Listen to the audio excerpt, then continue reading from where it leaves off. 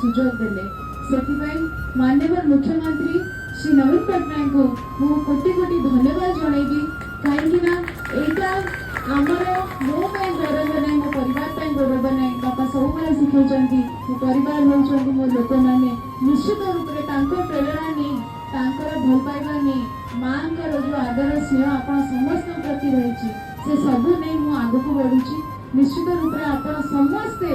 एबे नहीं किंतु मो लोक सेवा जिते किसी नथिला कि मैं प्रार्थी ही नथिली मु आपण गहन जाऊँगी से भी आप पुंजी थे एबे भी आपण माने पुंजी अछंती एवं मु एठी